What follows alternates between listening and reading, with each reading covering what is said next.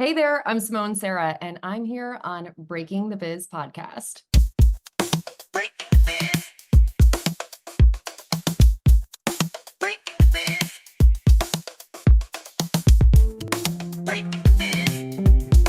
Stay tuned for today's episode of Breaking the Biz, an informative podcast where we dive into the world of entertainment by interviewing seasoned professionals who have made their mark in the industry. Gain invaluable insights as they share their personal journeys, offering advice on navigating the dynamic landscape of the entertainment industry. Whether you're an aspiring actor, musician, filmmaker, author, animator, or any creative soul, tune in for expert career guidance, insider tips, and first-hand accounts on breaking into the entertainment industry. Get ready to unlock the secrets behind successful careers and fuel your own passion for the limelight. Please remember to like this video and to subscribe to our channels for more great conversations. Greetings from Breaking the Biz, brought to you by Yes I Can Unity through Music and Education. I'm William Felber, your navigator through the intriguing universe of the entertainment industry, as revealed by the visionaries and creators who bring it to life. Stay tuned as we delve into diverse insights from the forefront of entertainment, hearing from pioneers, creators, and agents of change. Prepare for a journey filled with tales of innovation, resilience, and the undying quest for artistic brilliance.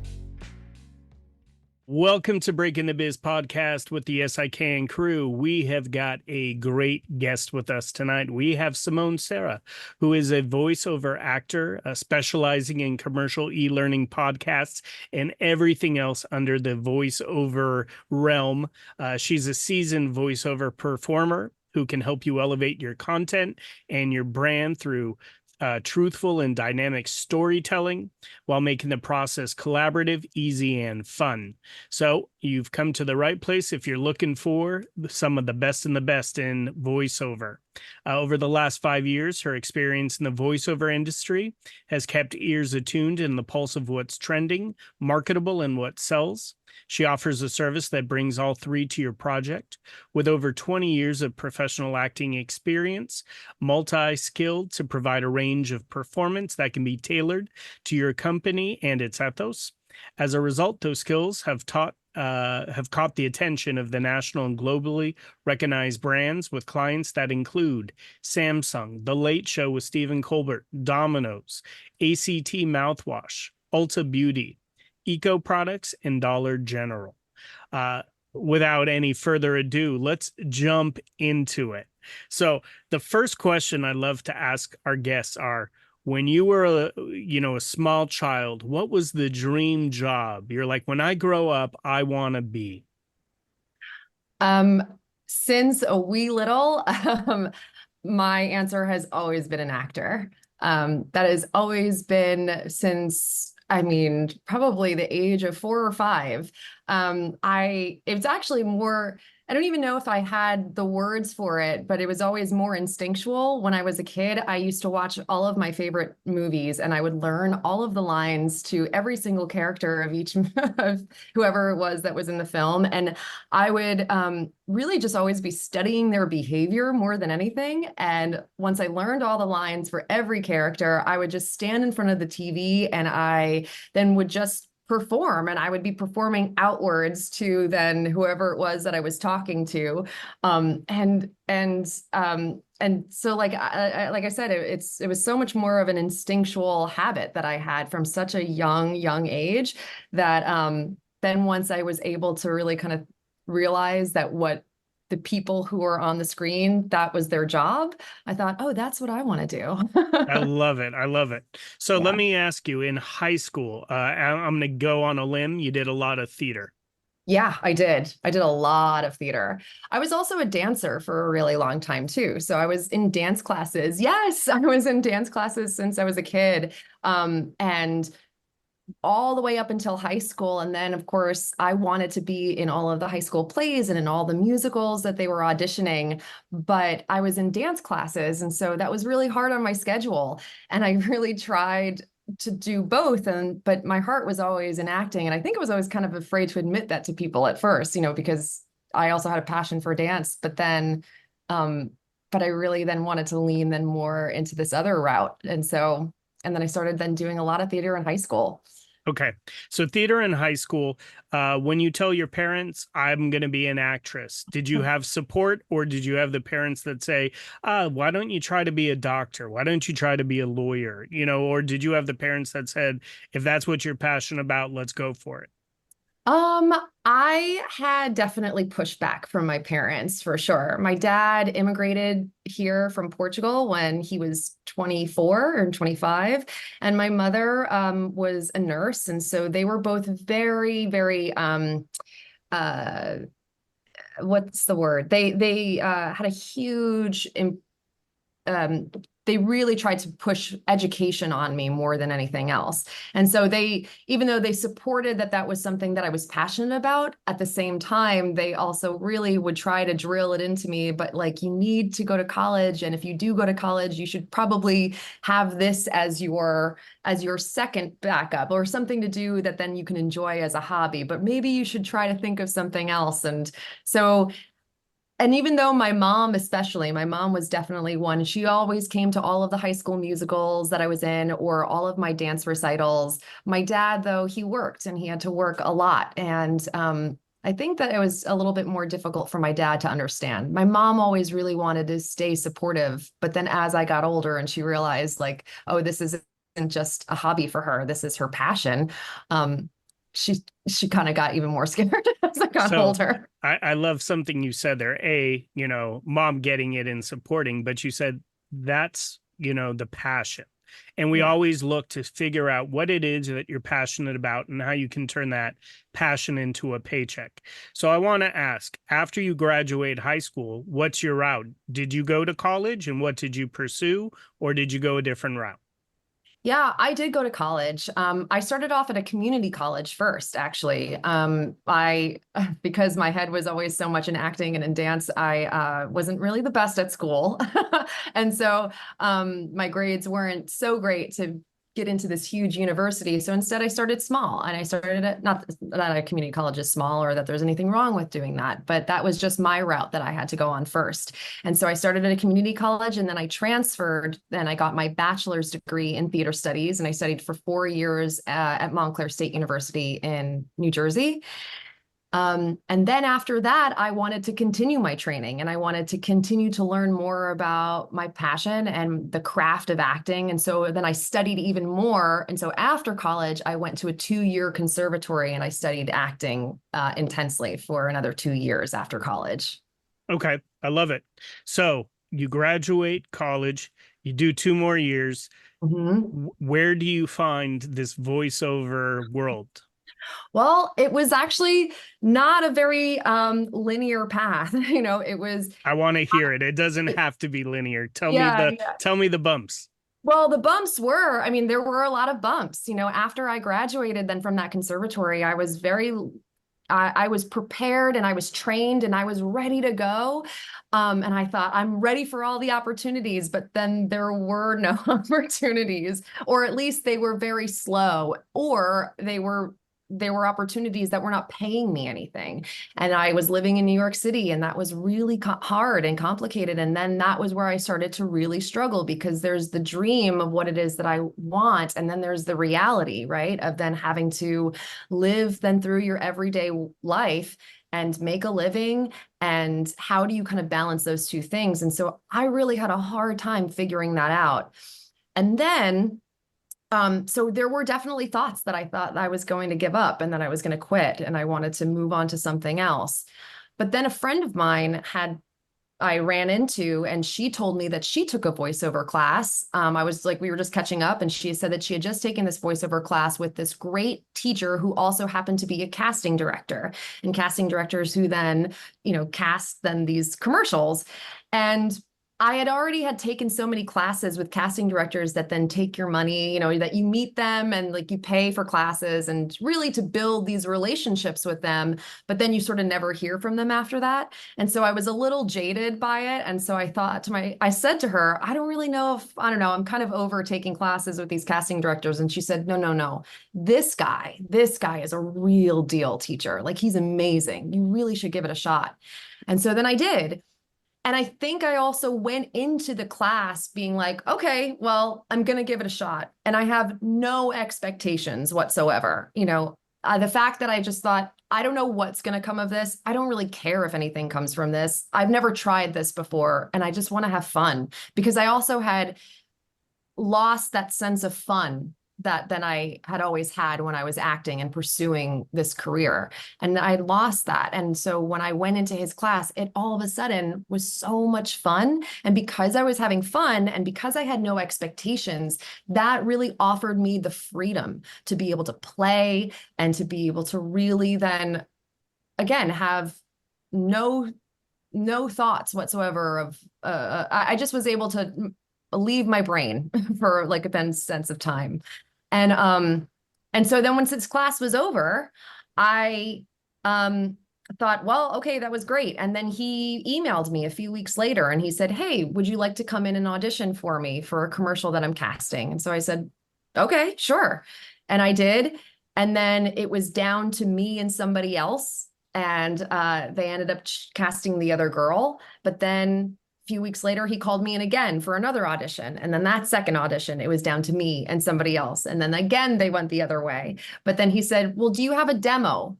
Do you mind if you have a demo, can you send it to me?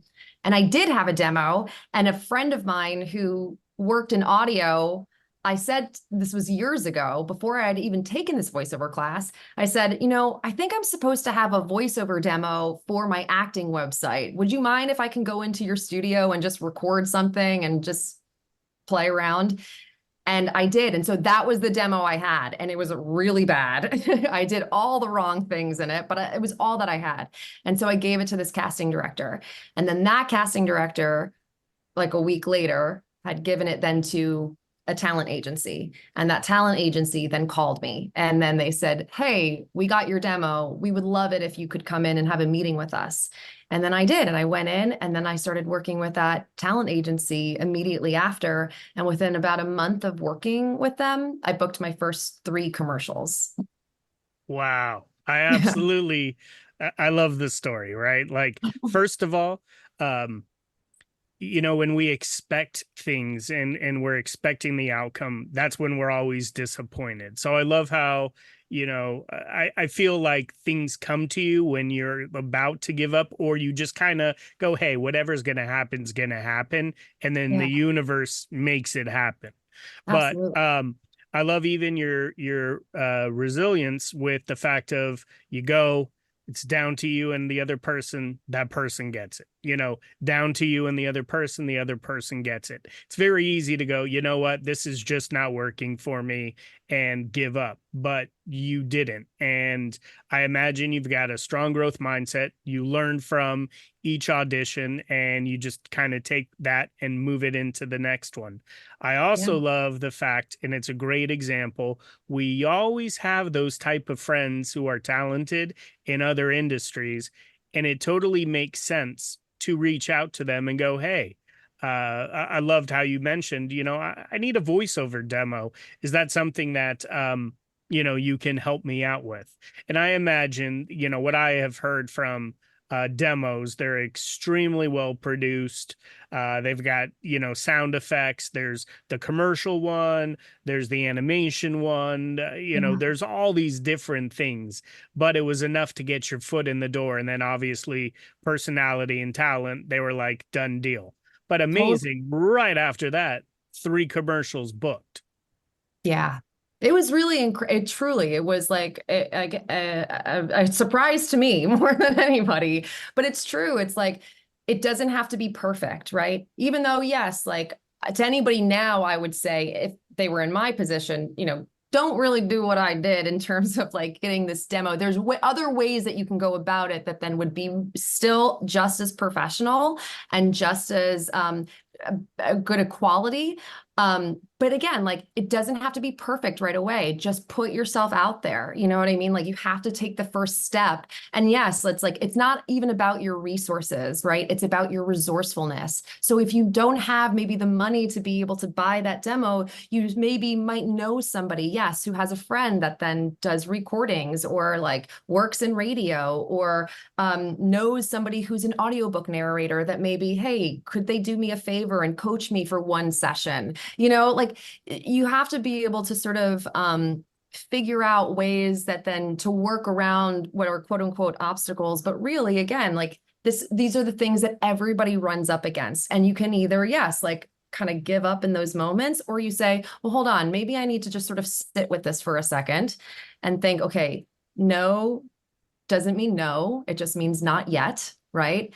And like I said, just take one step at a time, doing incremental small steps, like I said, that don't have to necessarily be perfect, but they're already just like putting you out in front of everybody.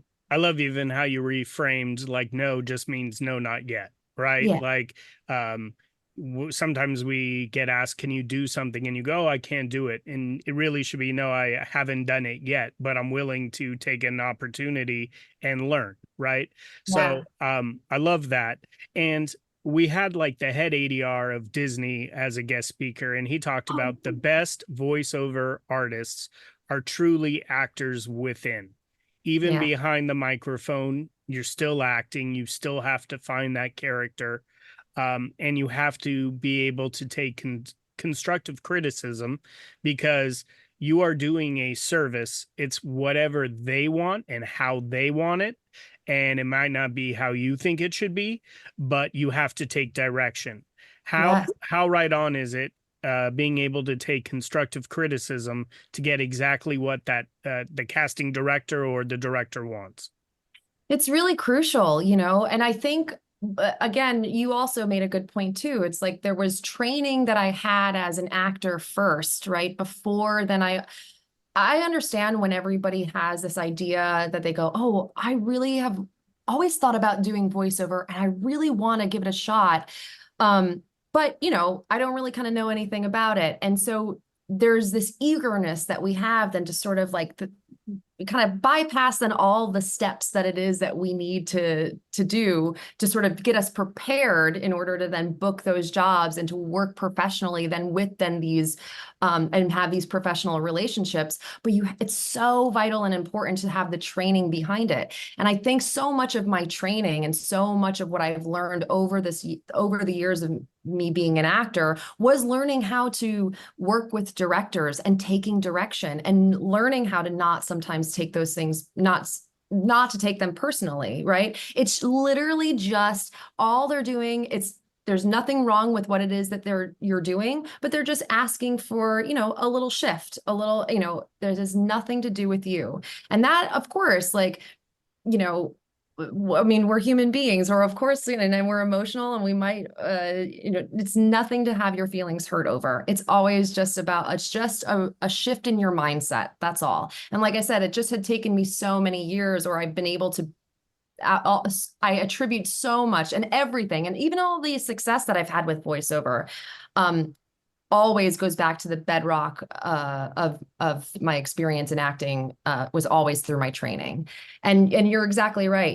The one crucial skill that everybody needs to attain as a voiceover actor, everybody thinks that you just need a great voice, but it's really just the ability to be able to tell a story. And actors are storytellers, and a promising voiceover actor requires the performing skills that really demonstrate a deep understanding of storytelling and solid crafting, because telling a story behind a microphone is so much harder than doing it in person, right? Because it's like, if you're an actor on stage, you're able to see an audience and see and who you're acting with and their facial expressions and their body language. But in voiceover, everything is coming out of your mouth, and it's all audio. And so voiceover actors instead have to compensate even more and bring those stories to life right? And directors are going to also help you because they have an idea or they have visually what it is that they hear and see. And it's not only just directors, it's a client, right? Because a lot of voiceover is also advertising. You're doing commercials. And so this is a product. And then it's not only just the ideas of a director, it's the ideas of the creative team and the client who are then selling this product that you have to then bring their story then to life. And 100% agree with you. Like the fact that you can't use your hands, you can't use body language, and we really do all communicate with our body. Mhm. It just means that much more you have to be on your game. I want to ask you, you land 3 commercials. Is that all within a year? That was actually in the first month. So you have like crazy odds. You know, we've had people who say like if you land maybe 2, 3, 4 gigs a year, you're doing good. You do Yeah. 3 in a month. Yeah. What are the 3? Tell us what they were. The first one was for Act mouthwash. The second one was for Beth Israel Lahey Hospital. So it was like kind of an internal for their company. And then the second one was for Rackspace, which was a graphic design company. So the same thing. It's like, but Act mouthwash was the one that we're airing on television. And it was 4 commercials that then I recorded for them in one recording session. So that was a lot. I love it. So at this point, when you're doing the recording, are you going into a studio, or is this all from your home studio where you do the recordings? Yeah, so this was actually I started that when I booked those 3, that was in January of 2019. And so, of course, right before everything then became remote, I, for a year, was going in to recording studios. I was going out on auditions where I would then go to recording studios to record my auditions and meet with casting directors. So yeah, all of those were happening like in a recording studio, which I miss. Sure. No, absolutely. And, you know, I'm glad you brought up, obviously, COVID-19 changed the way everything worked. At the Yeah. time, we had the ADR from Disney, and they were doing a new monster show, but they were saying that they had to pivot, and they sent recording gear to John Goodman and Billy Crystal Yeah. to do everything from their house because they just didn't feel safe coming into a studio. Yeah. So, you also have to be adaptable and be able to pivot and then do everything from home. So Yeah. after COVID-19, is that when you purchased all your own gear? Because obviously you don't have the luxury of going into a studio and recording. Yeah. So there were, and also to clarify, there were auditions that I had during that 2019 year where when I was officially working as a voiceover actor, that I had a microphone at home. It was my husband's microphone that he used to play video games. And so I would use his microphones because sometimes I would record auditions from home. They would give me the option, hey, do you want to come into the office, or do you want to record from home? And sometimes I would just do it from home. So I would just do it at his computer desk. And by the way, I would also record it on a program that I didn't know how to use. And so I would ask him, I would say, hey, can you maybe help edit my, MP3s for me? Because I'm like, I could just do the talking. I was like, I can't do the technical stuff. And then when 2020 happened, and then of course, yes, I did end up having to buy then the materials and the resources that I need to record all of that from home. And my husband started working from home. And when voiceover, you need to have like a good solid setup, to make sure the quality of your audio is nice and professional. And so my husband, he started working from home, and he was sort of my lifeline who would help me with my recording and my editing and things like that. But then he had to work. And so when I would run into the bedroom and say, I have an audition, I have to record, then he would say to me, I'm working. So there's YouTube. You're going to have to learn to do it on your own. And like what you just talked about is this adaptability that for me was really a struggle. Like I'm not very good with change, and I'm not very good with learning new things because I, by the way, am also I've had to work a lot on my confidence and my ideas about myself and what it is that I think that I'm capable of. And I would always, my go-to response always at first would be like, no, no, no, I don't know how to do that. I don't know how to do that before I would even try.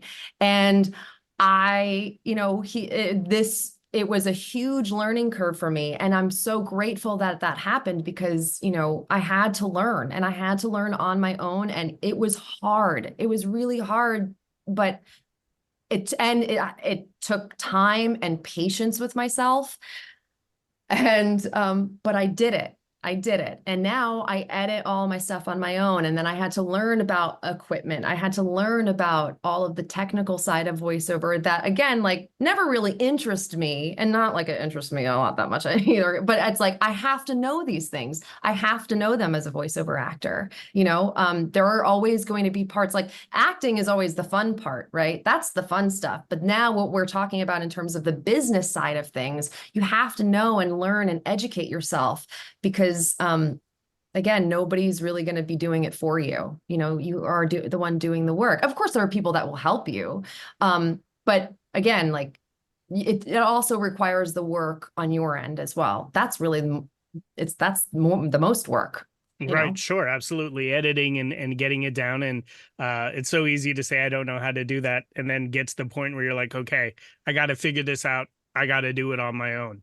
Yeah, So, you have no choice. yeah, you have no choice. So you start editing 2020. You're still going, doing the auditions, from recording it at home, sending Mhm. it out. What comes next? Because you've got a bunch of stuff on the resume. Thank you. From the agent that you got. Yep. Now, correct me if I'm wrong. They're different agents in voiceover for different things. So what I'm saying is, like, is there an agent that handles like animation? Is there one that does e-learning, just commercials, or does an agent cover all of those? There are, yeah. I mean, there are specific agents for specific genres of voiceover. I mean, even though my agents, I mostly work with them commercially, I have gotten auditions through them for video games and for some like animation things. But yes, there are agents that do a lot for either audiobook narration or for animation, for sure. But then, I also though do a lot. So I'm freelance with my agents, which means that I am not fully under a contract with them in the way that I only work with them exclusively for voiceover. But I also have the freedom, if I wanted to work with a different agency, I could. Or, I mean, I then personally also audition on my own. I go out and I find auditions on my own, besides then just only waiting around for my agents then to submit me for auditions, especially if that's like the way that I want to make income. And so you work then either as like, I mean, actors are this anyway, are entrepreneurs, right? And with voiceover, you can do independent contract work is what it's called. And so I've scored a lot of auditions, yes, through my agents. The majority of the jobs that I've had, or at least the big jobs, have been through my agents. But then also a lot of the jobs that I have, like the Late Show with Stephen Colbert, that's actually a job that I got myself. But it's also because the guy who directed then those scenes that then I'm the voiceover for, I've known him since middle school. And so that's sort of another kind of thing that I love to talk about and bring up, is about cultivating community around you and building up your professional and creative relationships. Those are the things that also will help carry you. Because again, like and I'm sure everybody who's here has heard this, like just sort of waiting around for an agent to then send you an audition. It's just not enough, right? And especially if you're hungry enough, and especially if you love it as much as you do, and you want to be doing it all the time, it requires then you putting in the work on your side too. And I just am, and like I said, I mean, I also, even just going back to the original story of me talking to that girl that then, that had taken that voiceover class, she and I hadn't seen each other in a couple of years, you know what I mean? Or we hadn't really talked, but we ran into each other, that we were in a class, and we were catching up and talking. And so I say this also to mean about maintaining, you know, these relationships, but also with, just being kind and staying friends with people that you respect and whose talent that you admire and that inspire you, really also kind of keeping them close in your circle as well, because you never know when anybody that can help you bring along an opportunity to you. Yeah, no, I love that. I love the fact that you understand community, and I agree with you. Um, any good leader or someone with an entrepreneurial mindset understands that you've got to put a team around you Yeah. with people who have different skill sets and Yeah. bring something to the table, or just bring the best out of you. And I think the example of just talking to a friend that you haven't seen in a long time is also a great example of natural networking. Yes. We always think networking means going to a party, or walking around a table and just taking business cards and then going. That's not how it has to be. Networking can be just you sharing, just like your example of, hey, I just took a class, you should try to take that class, you're talented. And it is also a clear example of, when you have a good circle around you, opportunities are going to come your way. And it is a good person who goes, hey, this is an opportunity, and not so much, oh, you're going to be my competition one day. There's enough jobs out there for everyone. But I think that's a great example. So Yeah. obviously networking has been key to your success. Totally. And you also said something about like kind of walking around in the party, like that type of where we think of quote unquote networking.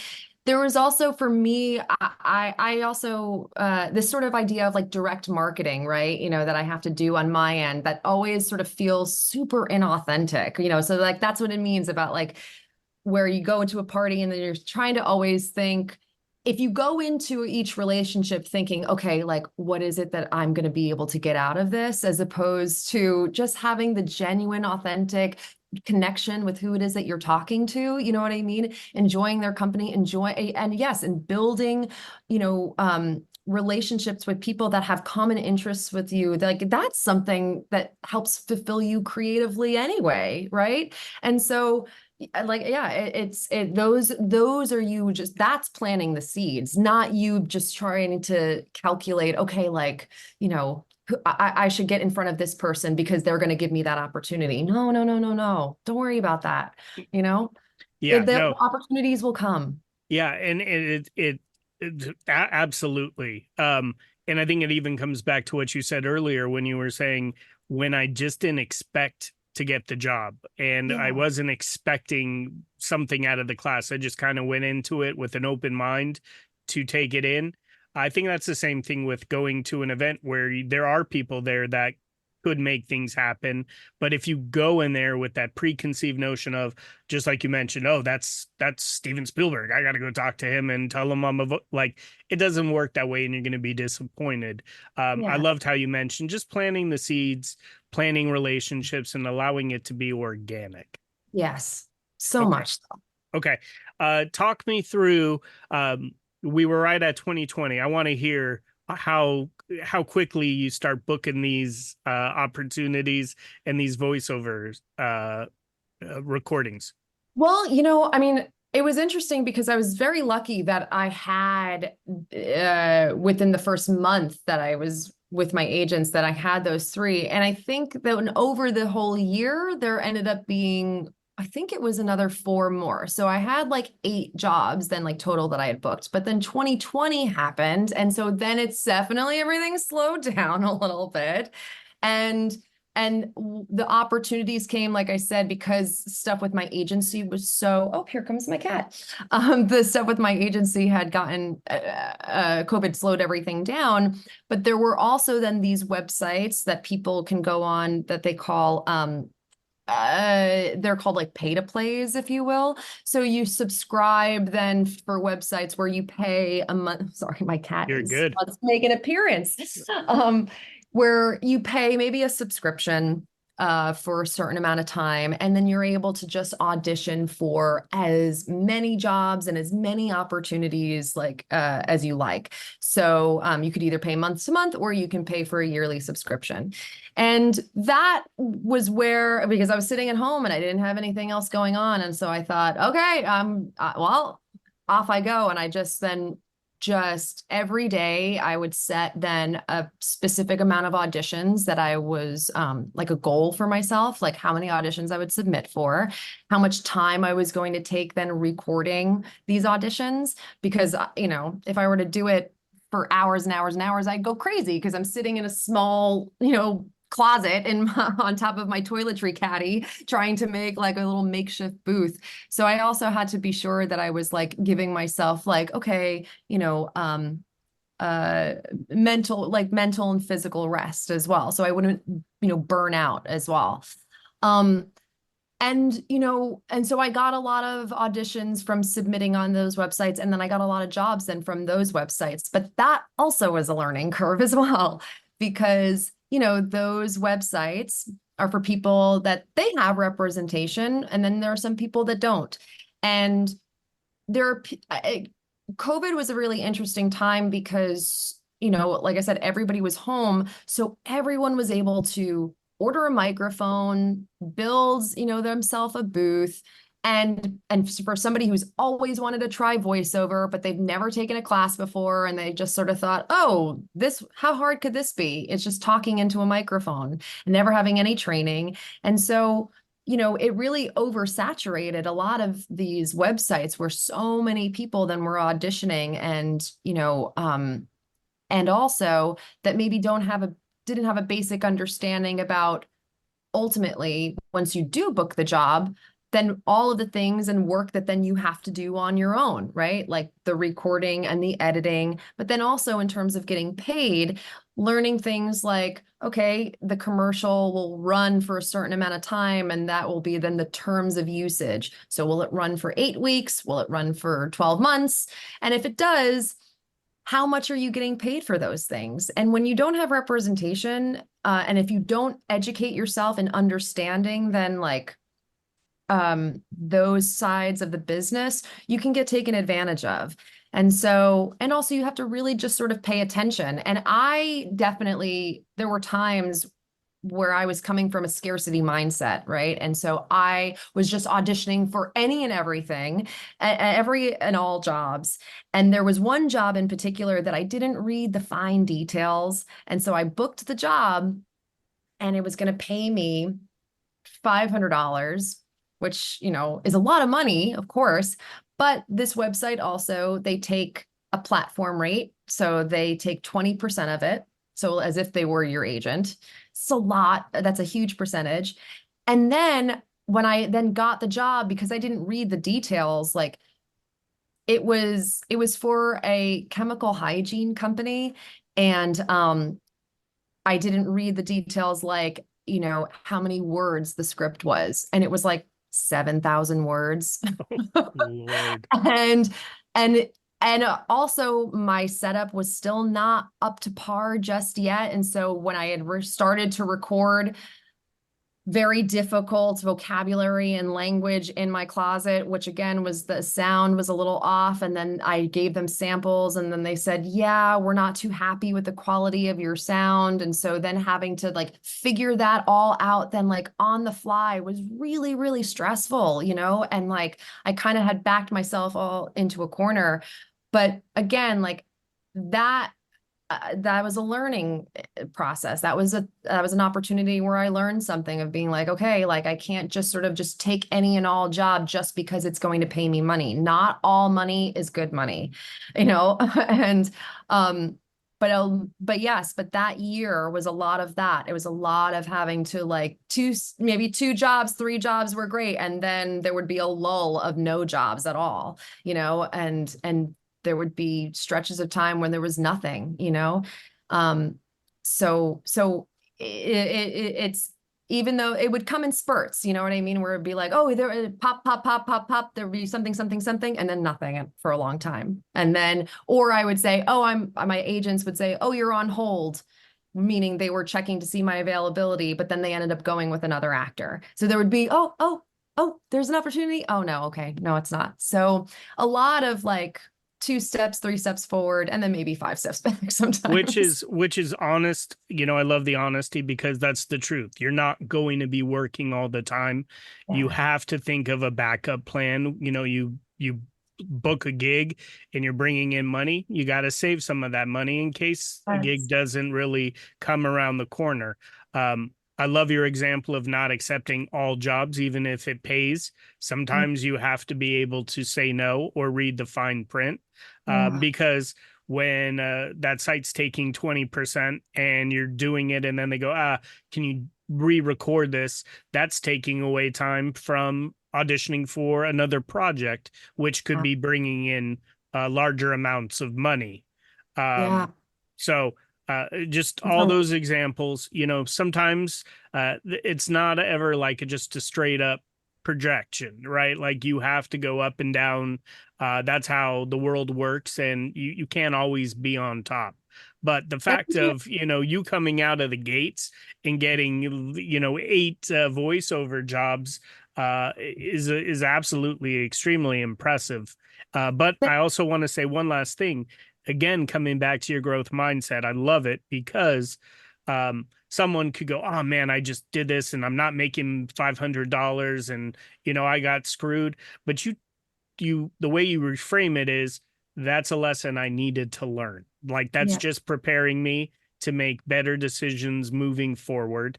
It didn't derail you from this industry. It didn't make you go, I'm not going to use those pay to play websites. So those are all just great examples of taking it with stride and learning from what you could say is a mistake. And no one learns if you don't make mistakes. Absolutely. Yeah, no, it's so true. And like that was again, like, and trust me, there weren't, I'd be lying if I said that there weren't times where I was so like that I would take a week off. I would be like, I'm not, I need to step away from this. Like I can't audition because I would be either mad at myself or I wouldn't give myself enough grace to be like, okay, listen, it's okay. You're gonna learn, but that's also you made this really great, my cat really wants to play. You make a really great point of it just, yes, then those if you're not also learning as you go, what ends up happening is that yes, then you're having to learn on the job, and then that does take away then from your precious time, you know what I mean, of you having to then like, yeah, go on, submit for more auditions, and instead you're having to just add more work to your plate that then already feels overwhelming, right? And so that's also why it's so important, or at least I really advocate for people who are just starting out to also, because I know you're eager and I know you want to do it, but you also have to, again, like I said, it's you will end up then like kind of putting more on your plate than you feel like you can handle. And then those moments are the times then when we start to think to ourselves, or we'll say to ourselves, like, this is too hard. I don't know if I can do this. Like, I don't know if I can do this. When really it's just like, no, we just sort of like kind of took too many steps forward before we were really ready yet, and like, or really just took our time and had patience with ourselves and the process. It's so hard. Trust me, I know it's so hard because you just want to do it and you just want to make money and you just want to be good at it. You want it so bad. But then you also like, I just, it makes me so sad sometimes because then people really do just get discouraged so fast, or we just have the way that we speak to ourselves that then like can really talk ourselves out of things sometimes too, especially the thing that we want the most. No, it's absolutely true. Let's talk about mentors. Obviously, that first coach who brought you in, you took that class, you absolutely loved it. It kind of brought back that energy of just the passion of loving theater. Would you say that is, your number one mentor, or have you found mentors along the way? Yeah, I've definitely found mentors along the way, but he is truly like the whole reason why I have any type of voiceover career whatsoever. And so I always try to give him like those flowers when it's due. But my mentors, especially my mentors are my acting teachers, that I trained and studied with, because like I said, like I wouldn't I don't think I would have been as successful in my voiceover career if it hadn't been for then like the teachers that taught me how to be an actor to begin with. And all voice acting is acting. But I've also, for sure, I mean, I've built relationships and gotten to know, especially the voiceover community is so kind. Like everybody is so nice. Like anybody that I've ever come across in the voiceover industry are so supportive and uplifting of one another. And so yeah, there's definitely some mentors that I have and also in areas like audiobook or or animation that I go to because I don't have all the answers and I'm still like learning as well. Like I don't know everything and I've been doing this now for what 5 years. I still don't have all the answers. So of course I have to still go to people that I trust, and that I really value and respect then their opinion, their talent, who they are as a person. That's so important. Yeah. Okay. So obviously you are an extremely positive person. Is there a mantra that you kind of catch yourself saying? We were just talking about that self-talk. Sometimes that self-talk can be the thing that gets in the way of our success, or that Yeah. self-talk can actually be the thing that leads us to success. Is there a Yeah. mantra that you see yourself saying daily? Yes, it's actually on my post-it. My post-it that is a picture of my grandparents right about here. And it's my 2024 mantra. And it says, I expand in abundance, success, and love every day as I inspire others around me to do the same. Love it. Beautiful.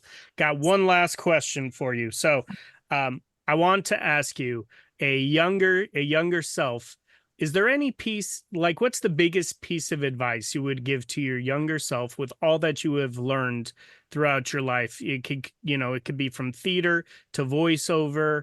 Obviously you're not one of those people like I'd change it. You're about the process and the ups and the downs. But I'm just curious, is there one piece of advice or one nugget that you would maybe tell a younger self?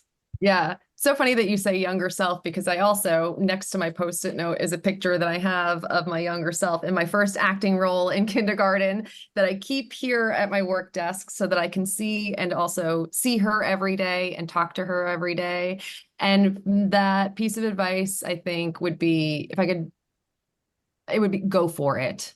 Go for it, because there has been so many times. I mean, you said, oh, I'm a positive person. I wasn't always a positive person. And trust me, there are times when I'm not positive, and I have to also kind of remind myself of that. But go for it, because you know, it I say this and I say it took me a really long time to get here. Like I used to compare myself to people all the time. And especially like my classmates, especially like all of my other people that I would audition with and I used to really think like, gosh, what's wrong with me? Like, I don't know if I can do this. Like, I don't know if I'm cut out for this. I'm too scared. And also too, when I had parents that, especially from a young age, that were a little skeptical, and I wanted their approval and I wanted to make them proud. And I was so afraid that then I wasn't capable of that. And I would just say, go for it. Go for it and do it scared anyway. Everybody's scared. Everybody thinks everybody doesn't know what they're doing. Everybody is scared. You know what I mean? They're just maybe a little bit, they've just practiced not showing it, but really deep down, they're still scared and they're doing it anyway. I love it. Go for it, right? Like Go for it it. makes absolute sense. You can always ask questions, later, but get your foot in the door. Yeah. Uh, And you're gonna make mistakes. You yeah, know what I mean? Like you're gonna make mistakes. Go for it. You're gonna be scared. Go for it. You don't know what you're doing. Go for it. That's okay. Like just putting one small step in front of the other and again, and giving yourself patience, like having patience with yourself. That's huge. Like again, like I said, I wasn't like that for a very, very, very long time. I had to learn to be like this, or not learn, I had to practice. I had to put those things into practice. It took a long time. And it doesn't stop. Like that never ends. You know what I mean? Like I still have to do those things every single day.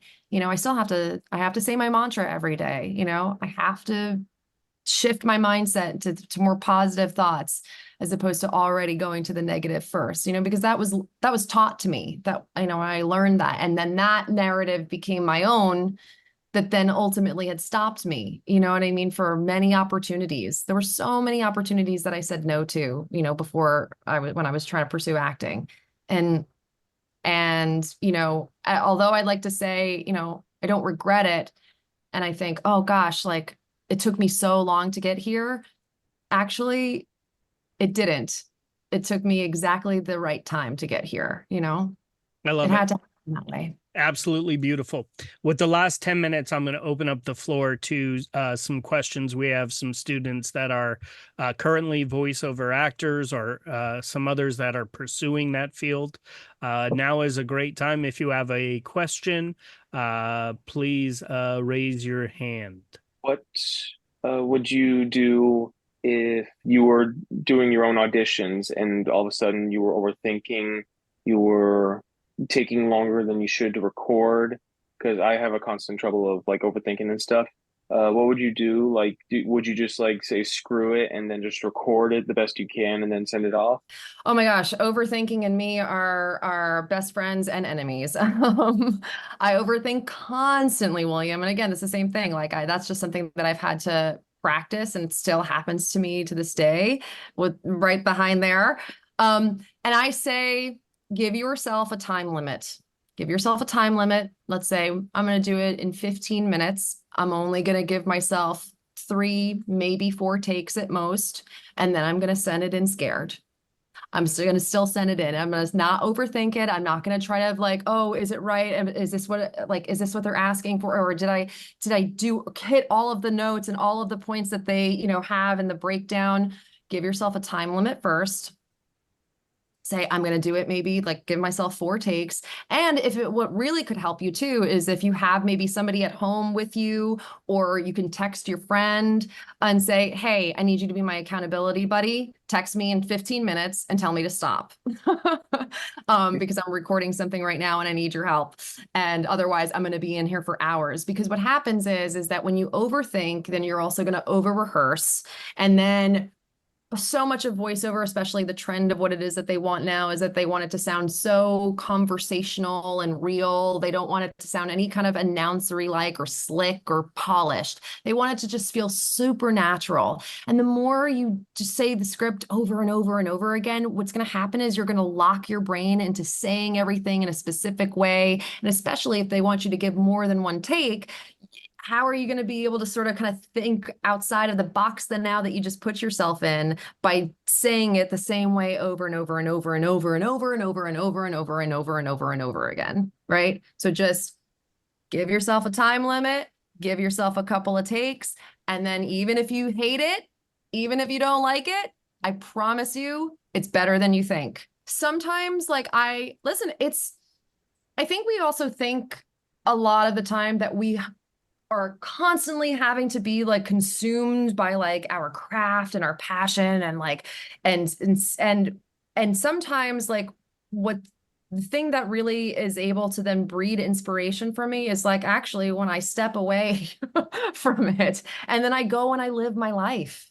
I go and I hang out with my friends or my husband, or play with my cat, or like I go for a walk. I'm in the mood to watch a show and just not think about like, give me some recommendations of what it is that you think that I should watch, or see a movie, or go out to a museum. Like even just go and live your life, and have acting and performing then out of your brain, because also too, life is our biggest inspiration. The relationships that we have with people, everyday experiences, again, like that, something will come from that as well. Sometimes like it's okay to like kind of take a minute, like to step away from like, creativity, like we always constantly have to be creating. Yeah, okay, sure. But also, having a solid day of either doing nothing or just hanging with my friends is that in and of itself my inspiration. You know what I mean? Does that make sense? Makes total sense. Absolutely. Yeah. Absolutely. Yeah.